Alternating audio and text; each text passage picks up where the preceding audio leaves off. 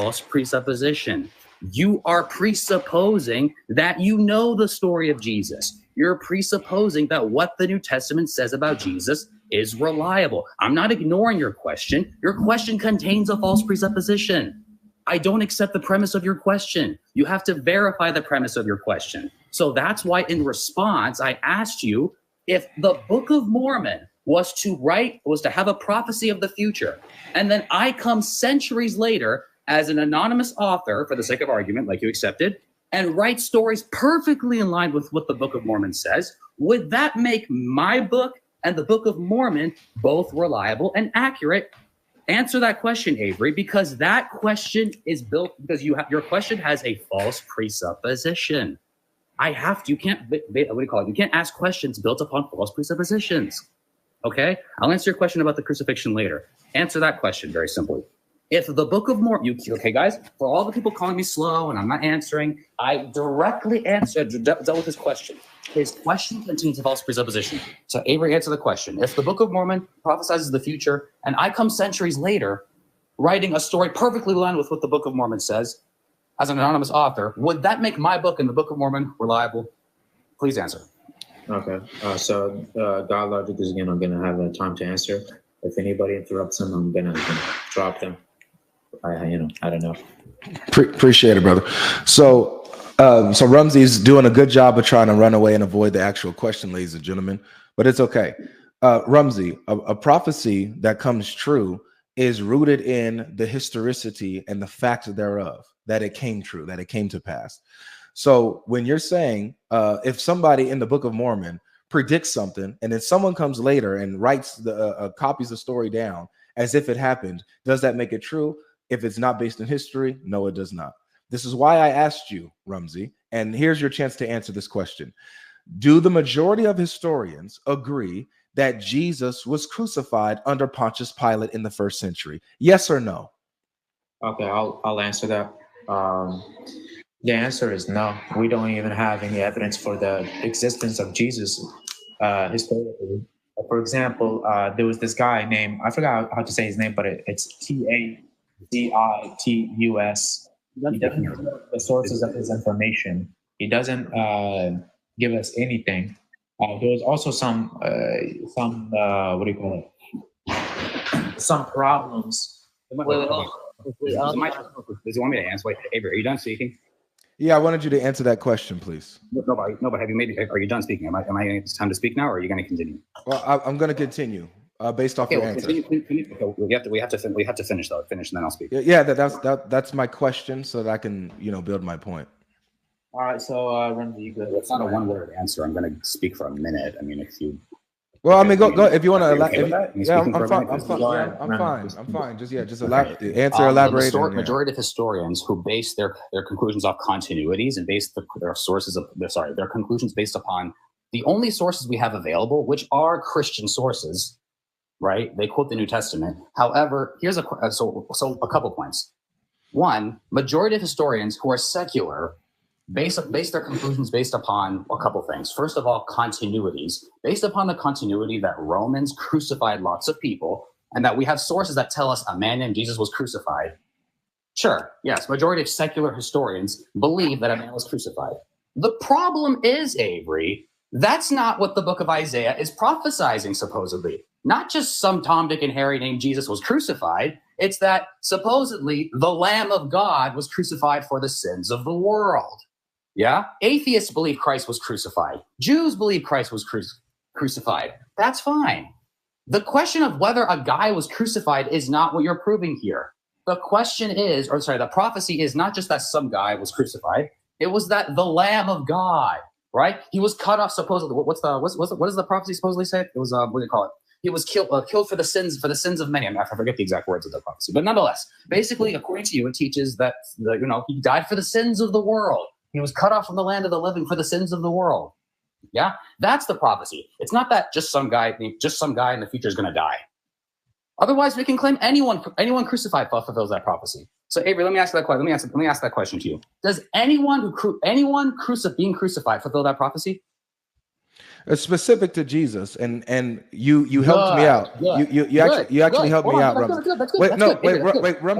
Wait, Rumsey. You notice. Wait, Rumsey, slow down, dude.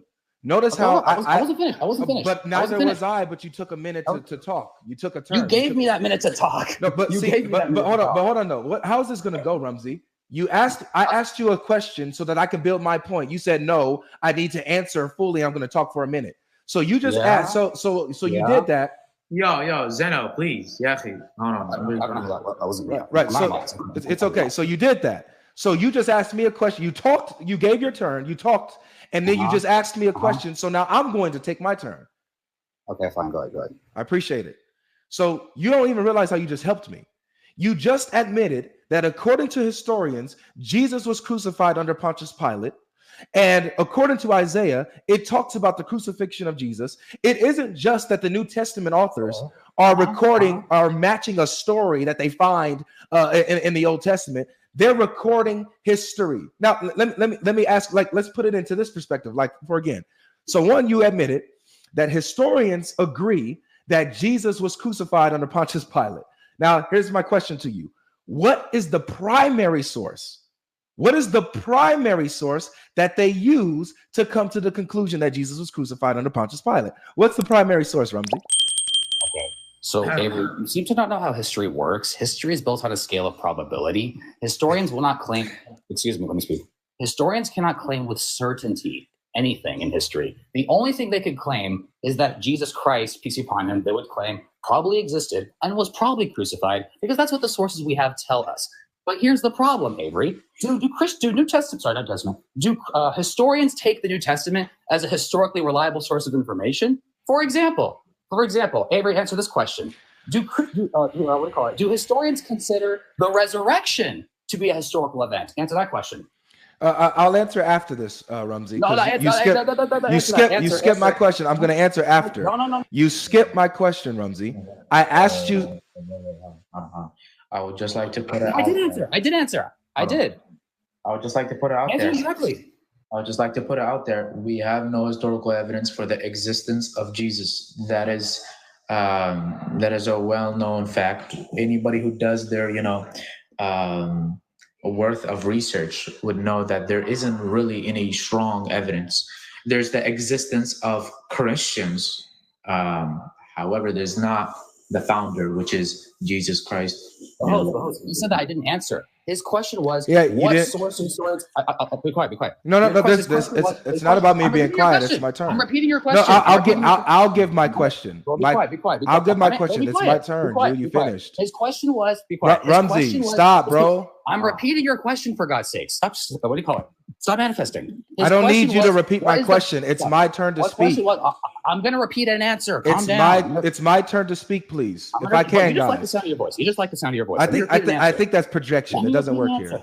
That's projection. It doesn't work here. The question was, that's projection. It doesn't work. What is the primary source? Be quiet. The question was, what was the primary source of the life of Jesus Christ? Host, he had his turn to speak. It's my turn to speak now. I'm repeating your question to answer it. What are you talking about? So it's my turn to speak now. Thank you. You don't want an answer? You don't want an answer? I want an answer after I get a chance my turn. Thank you. You're just going to repeat the question. Okay, go ahead. Host, what's going on, bro? What are you doing? Stuff for a lot. Look, the question was. Dude, stop being so hyper. You shouldn't. Logic, can you relax? No. It's not logic. Relax. Tell Rumsey to relax because he just spoke. Wait, why are you so? Wait, just relax. It's my turn. The question was, okay, guys. Does you not want to answer those questions? Why am I being muted, host? Host, what is going on, man? I muted everyone. Hold on, everyone, please stop, please. Okay. Jazakallah, please, for the love of Allah, we're gonna have a conversation. Why are you not telling him to be quiet as I answer his question? Look, okay. I'm trying to be fair. I'm trying to, You're not being fair, I think. Okay. Well. I'm trying. All right. You're being fair. When you let me speak, they don't think you're being fair. That's their problem. As I'm answering your question, listen. Look, this is what we're gonna do, host. If he doesn't answer the question, we're gonna allow the host to. We're gonna pack your ass up if you don't answer. Well, no, why are you even up here? Why are you even up here to cheerlead? This isn't your life. Yeah, answer the question. No, I could have been done, Akhi. No, it's my turn. Very simple. Very simple. It's my turn to speak. Why is he getting my turn to speak? To answer. Manifest. Keep manifesting. Keep manifesting. No problem. Host, it's my turn to speak. I'm trying to answer your question you asked. What is wrong with you? Can we just listen to the host, please? Dawah, go. Then I'll give you a minute each. This is wild. He's getting another minute. This is wild. You wanted me to answer your question. What the hell? This is crazy. This is crazy. I know it's crazy. You're gonna get an answer to your question. His question earlier was, what do scholars use? What do historians use to say Jesus was crucified? I mentioned my question was the primary source. Well, that's what I just. Oh, for God's sake. Okay. Let's have the New Testament, bro. Stop talking logic. Stop manifesting. Yeah, beautiful. I said, the question was, what do historians use primarily to say Jesus was crucified? Did I not mention the New Testament? Is this guy deaf? I swear, this guy loves the sound of his own voice. Thank you. That's enough then. I mentioned thank you. That's enough then. You gave the answer. You already answered. You said you were just answering. Let me finish. You said you were just answering. You're done. You're done. Tell me quiet. You answered the question. Tell me quiet. Okay. The problem is, Avery. You just said you're getting another turn. Historians now he's getting another turn. Let me finish. The problem is, Avery, they don't do historians consider. Let me finish. Let me finish, Avery. Let me finish. Stop. Let me finish. Be quiet. The problem is, you said you answer my question, then you're going to shut up. So now it's my turn. It's my turn now. Let me finish my answer. You answered my question. It's over. Let me finish my answer. Hold on. Let me finish my answer. The problem is, Avery, and this is something you know that I know you know, but you don't care. Historians don't consider the New Testament to be a reliable source of information. They quote it, and they quote various Christian beliefs that were prevalent in the first century as continuities, as a part of the historical method, but they don't take the New Testament itself as a reliable source of information. Historians don't consider the resurrection or miracles, or they don't consider the New Testament to be a reliable source of information. So appealing to the New Testament as the quote-unquote primary source of information, just because the Old Testament mentions a crucified person, doesn't then verify everything in the New Testament. You have to verify the authenticity and reliability of the New Testament, which I know you can't, Avery, which you're embarrassed by. And yes, Christian scholarship openly admits that the New Testament is not a perfect source of information. It is an anonymous. They are 4 anonymous documents. You know that, Avery. Stop hiding. You know that. Okay. Now Avery's gonna get to speak. Please don't interrupt him. If anybody interrupts him, I'm dropping it. I had enough. I tried to be nice. Please. But be consistent with them. Thank you, host. So notice here, and he got 2 chances to speak. He said he was going to answer my question, and that would be it. But he took that opportunity and manipulated the situation to go ahead and filibuster some more and put himself in a deeper hole. Rumsey, you're an embarrassment. You look. Can you mute up, please? Yo. This is crazy. Like, seriously, the panic is insane, dude. Relax. Rumsey, you literally just gave me the discussion. First, you admitted that according to historians, they agree that Jesus was crucified. Then you just admitted out of your own mouth, out of your fast-speaking mouth, that the primary source that they use to come to this conclusion is the New Testament. Notice how he's interrupting me again. He can't help himself. He can't help himself. So these are 2 things, guys. He admitted that Jesus was crucified according to historians. And he also agreed that the primary source that they use to conclude that Jesus was crucified is the New Testament.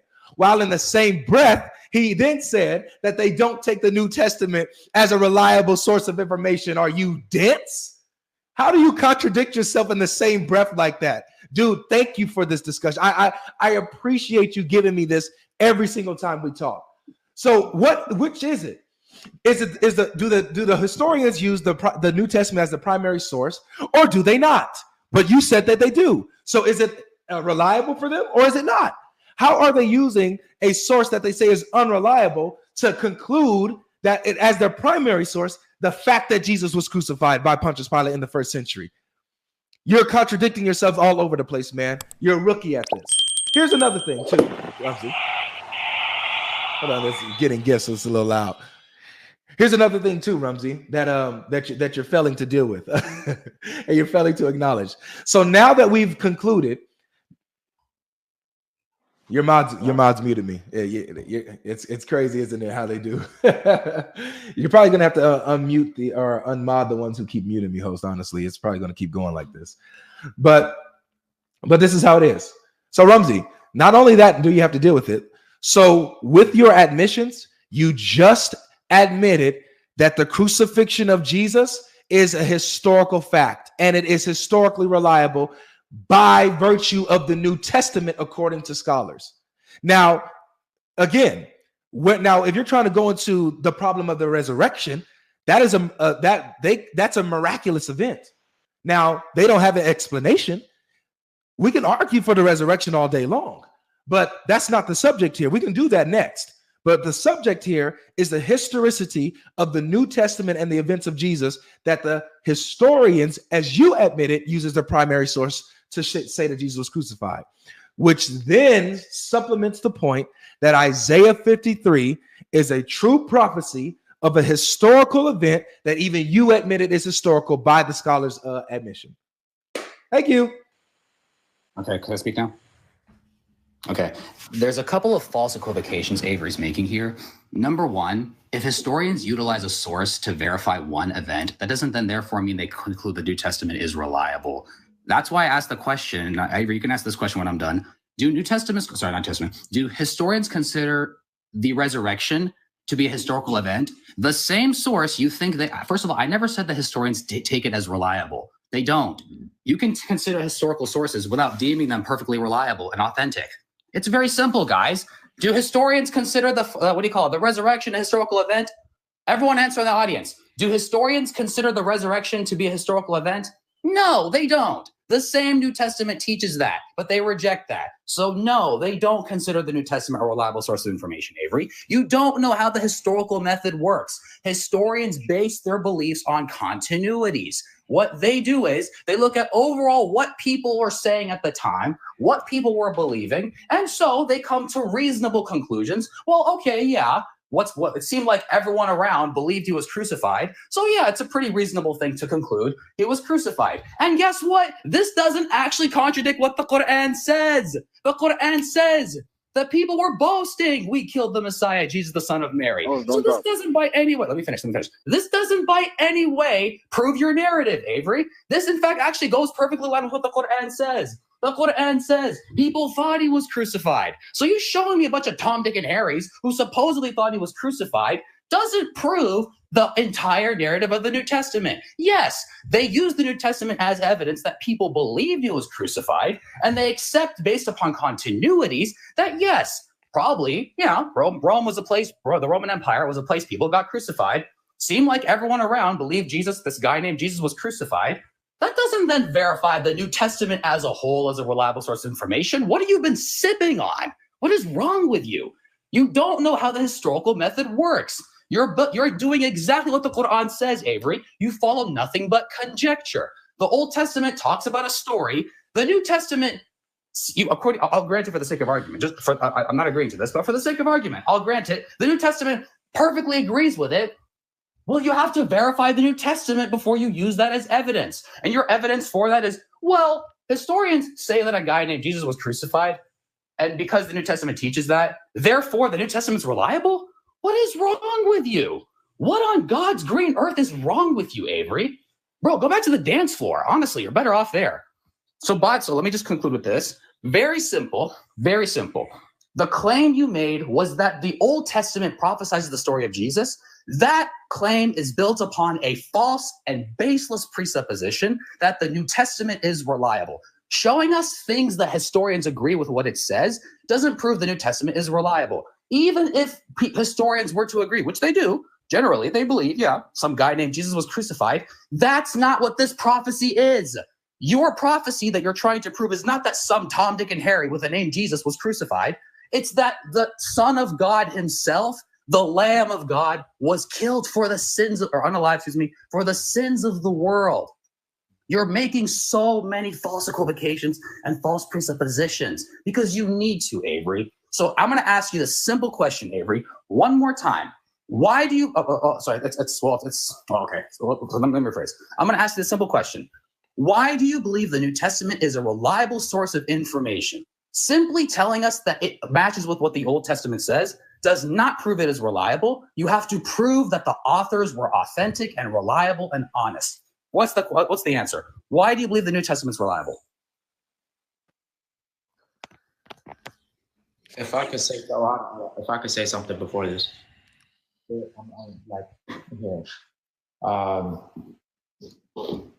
I had to first, before we even go do anything else, I had to first think, what do the Jews think of this? Because again, this was for them. This was what it was talking about. So when the question is asked, is this talking about Jesus? Is talking about just one singular person?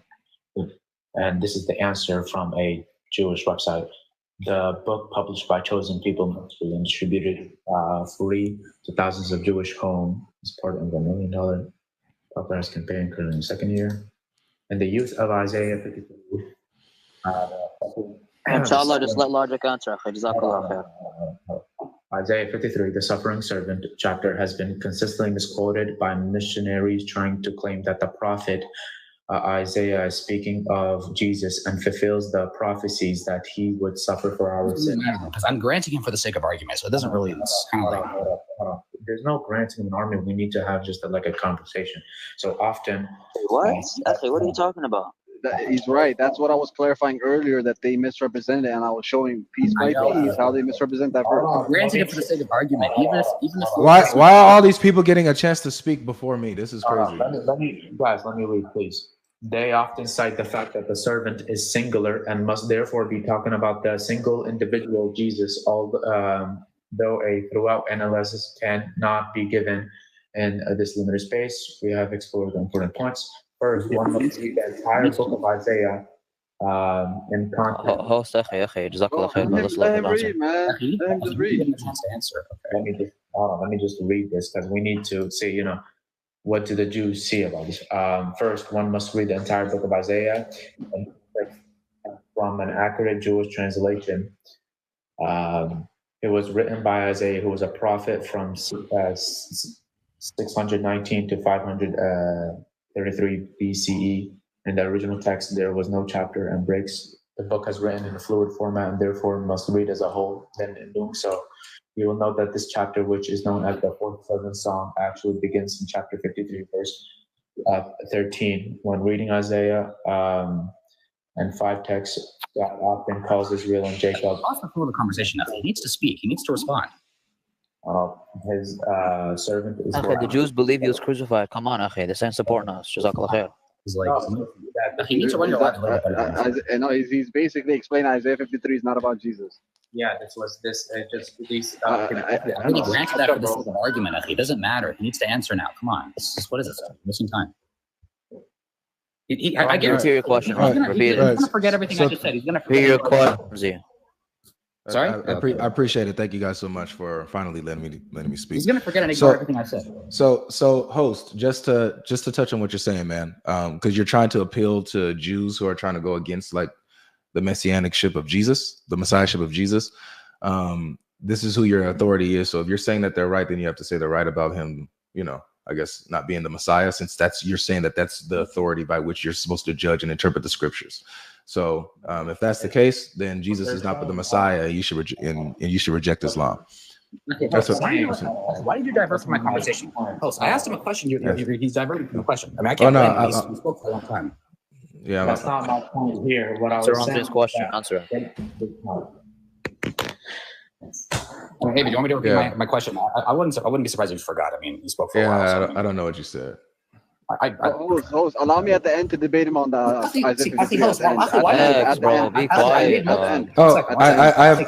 I remember some things what you said. One second. Host, I made multiple points to Avery. You made him forget all of them. I can't blame him. He spoke for a while. I remember you mentioned the historical method. I remember you mentioned your question was, why do I believe the New Testament is reliable? That's I mean, I built up to that, but okay, yeah. I mean, if you want to answer that.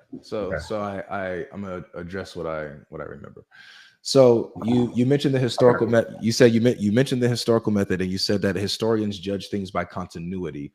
That's not all that entails the historical method, Ramsey. So I'm gonna read some of the stuff of what the historical method entails. So it entails independent and multiple attestation, which is similar with what you said. You're talking about continuity, right? So multiple attestation and independent sources.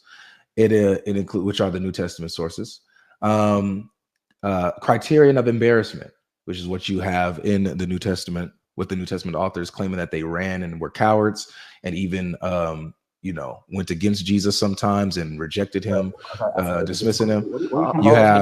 Can you drop these? Wait, can you drop these guys? Can you wait 1 second, Rumsey? I'm trying to tell those. There's no need. If you're gonna drop anybody, we're good. Goodness. Okay, Abrams, what point are you trying to prove right now? Just so I know, what point are you proving? The historical method that you mentioned. You mentioned how the historians take things by continuity. You said, I don't understand what the historical method is, so I'm giving you this, the historical method. Okay, so we have early attestation, independent sources, and multiple attestation. You have the criterion of embarrassment, which I already mentioned, how the disciples, rejected Jesus, ran from Jesus, were cowards, right? You have, so it's mentioning their embarrassment there. You also have the criterion of coherence. Now, this one says this. It says the criterion of coherence looks at the larger pattern of Christ's historical circumstances and attempts to determine whether a specific event coheres with that pattern. If an event coheres with the larger pattern, then it is more likely to be historical than not. Scholars agree that Christ's crucifixion coheres with other known facts of his life.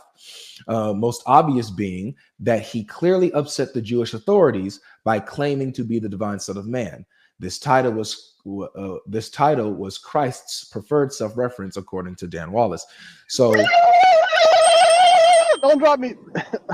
Don't drop me, bro. He's a troll, man. He's just trolling. Can you just drop the troll? I'll be quiet. I don't know why I keep getting dropped. I'm literally quiet, bro. Host, can you just leave it with me and Rumsey on the panel, please? Since we're the only ones talking. I'm on mute, bro. I just want to stay up here with the host. Host, why are you stressing like you got 5 kids, bro? Just run your live, dog. Come on. Okay. I'm not done.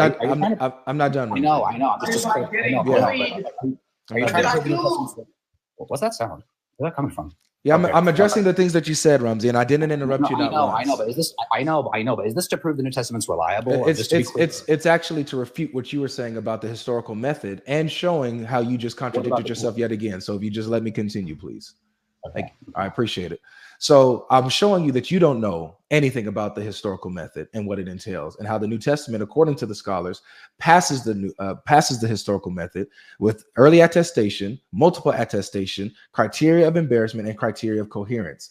And so what you have is, according to the scholars, that you even said, one, that their primary source on whether or not Jesus was crucified, and how they conclude that Jesus was crucified, is the New Testament. That's what you admitted earlier, but at the same time, in the same breath, you're saying that it's not reliable. It's not a reliable source when they use it as a reliable source for the crucifixion of Jesus.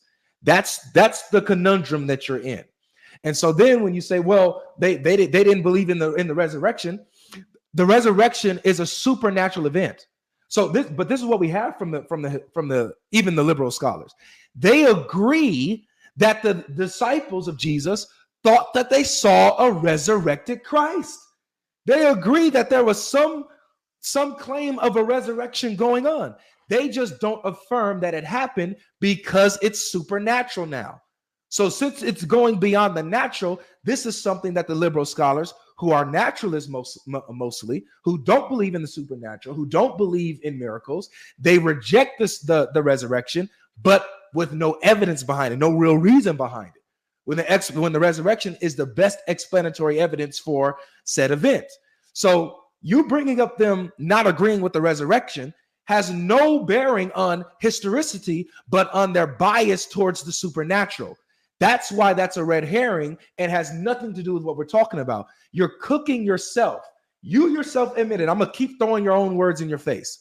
You yourself admitted, one, that the historical scholars agree that Jesus was crucified. Number two, you agreed that the historical scholars use the New Testament as their primary source for the fact, not that it's a maybe, not that it might have happened. Let me just give you, because you keep saying, that maybe some guy cried. Let me show you how you're misrepresenting them. Here's James Dunn. He says the crucifixion is one of the two facts in the life of Jesus that command almost universal assent, and that it ranks so high on the almost impossible to doubt or to deny scale of historical facts. That's James Dunn. Here's Bart Ehrman. Bart Ehrman, the crucifixion of Jesus by the Romans is one of the most secure. Does Bart Ehrman say maybe, guys?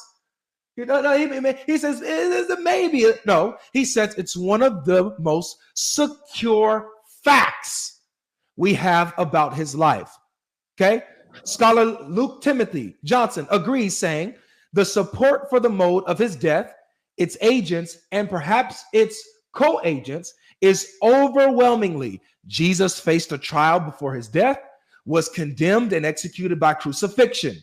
Historian Gerd Lunemann finds that Jesus' death as a consequence of crucifixion, watch this, ladies and gentlemen, is indisputable. Excuse me. Hold on. Excuse me. I'm gonna cook this one. I'm gonna roast this. No problem. I hope you do, because you're the one getting roasted. I'm gonna turn you over though. John Dominic Crossan says. Wait. Says, excuse me. Why am I being interrupted? Look at what he said. Why am I being interrupted? Go ahead. Why am I being interrupted? Seriously, host. What's going on here, man? Okay, why do you keep bringing this troll up? Hold on. GodLogic, I was just going to say you did go on for a bit of time. That's so because they did. That's because you and Rumsey both went on for a bit of time. And you guys can speak for 4 minutes. You guys can. Why am I being interrupted, host? Fact check. Why am I being interrupted, host? Hold on. We do fact check over here. Yeah, that's fine. You can fact check on your turn. Yeah, no. Notice these cowards are muting me, guys. Panicking, bro. These cowards are muting me, and these cowards are interrupting me on my turn. Fact check time. Bart Ehrman. So let me know what's going on, host. You see at the bottom? Look what it says. Look at these cowards, guys. Look at these cowards. Historians, including host, what is happening, host? Okay, are you gonna fact check time, bro? Hold on. Can we fact check? Host, it's why are they interrupting me on my turn to speak, man? Oh my goodness. It's Aki X's turn. It's not Aki X's turn. It's my turn to speak. I'm fact checking. You lied. Okay, we see how this is going, guys. Okay. So, guys, since he's going to basing it off of, it's over. What is Bart Ehrman basing it off of? We see how they do. Is he basing it off of eyewitness testimony? No, he's basing it off of Tacitus. Don't lie and run. He's basing it off of Tacitus. Who is Tacitus? Was Tacitus there? Oh my God. Thank you, Iran. Let him run. There's some very easy. Thank you, Iran. Let him run. Guys, there's some very easy. So there we have it, ladies and gentlemen. We have it as soon as they're getting roasted, as soon as they're getting chopped up, stirred up, and cooked. What they have to do is they have to troll, they have to interrupt. They speak for 5 minutes apiece. I finally get my chance to speak, and when they're in trouble, oh no, it's Aki X's turn. It's the other person's turn. My goodness, guys. How much? I mean, we're never going to get used to this. We're never going to get used to, we're never going to get tired of this, is what I'm going to say. We're never going to get surprised by this. Whenever they're on the roast board, whenever they're on the grill, they have to interrupt, they have to insult, they have to mock. And as when they're sizzling, when they're getting cooked, and it's embarrassing for them. Now, for them, for their live, it's a lot for them, about 300 people watching. It was absolutely embarrassing. This is what we have. Now, I would just finish what I was reading, though. Why not? Let's go ahead and finish what I was reading. He's talking about the historical method. John Donovan Crossan says that he takes it absolutely for granted. It's absolutely for granted that Jesus was crucified under Pontius Pilate. It's absolute. Jewish scholar Paula Fredrickson writes that the crucifixion is the single strongest fact we have about Jesus. Come on, man. The Jesus Seminar, and we know who those people are. No friends of Jesus. So this is what they say. They say, and these are a group of skeptics, by the way, guys. A group of skeptics. This is what they say. They say that the crucifixion of Jesus Christ is one indisputable fact from his ministry.